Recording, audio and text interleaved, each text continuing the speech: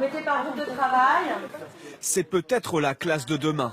Fini les élèves en randonnion, ici ils sont mobiles, sur des chaises à roulettes. Donc par groupe de 3 ou de 4 et commencez à remplir votre... Ici, on travaille en groupe, alors que dans la classe normale, on travaille tout seul. Fini les cahiers de sciences, place aux tablettes numériques. Vous flashez le code et puis c'est parti. Et pour la professeure, fini le tableau noir. On va pouvoir avancer. Une petite révolution pour retrouver le plaisir de travailler, le plaisir d'apprendre.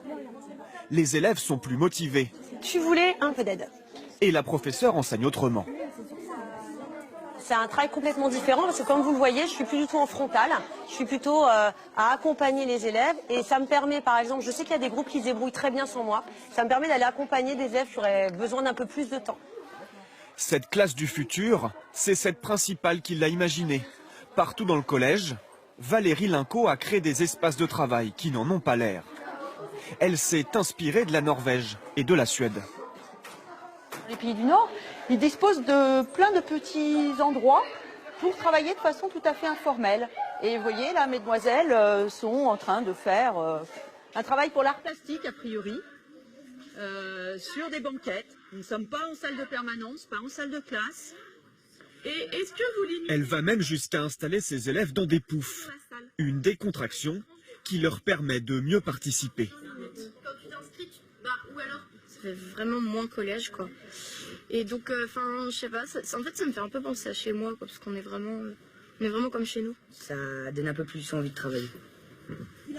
Coût des investissements, 16 500 €. Et ici, pas de subventions exceptionnelles. La principale a utilisé le budget annuel du collège, ni plus, ni moins. Et le projet est si innovant que d'autres professeurs suivent le cours. En direct, grâce à ce robot. Leur objectif, tenter l'expérience dans leur établissement. D'autant que les résultats sont là. 90% de réussite au brevet cette année, contre 70% il y a 4 ans.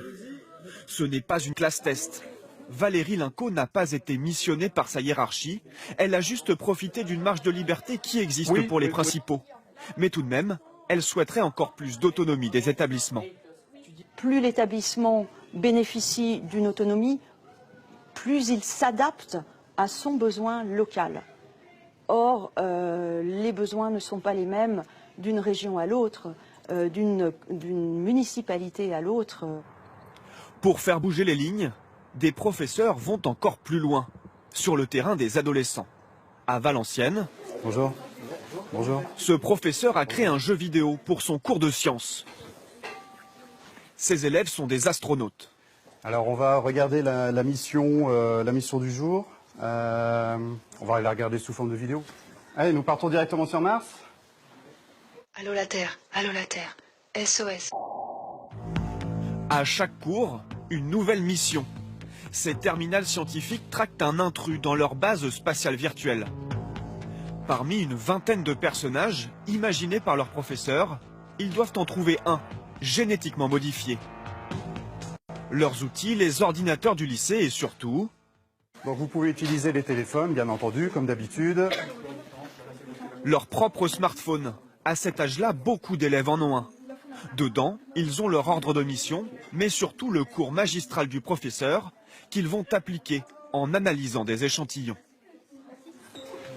On a des manipulations à faire et un protocole à réaliser avec une présentation de résultats. Donc c'est un cours animé, donc moi je trouve ça sympa.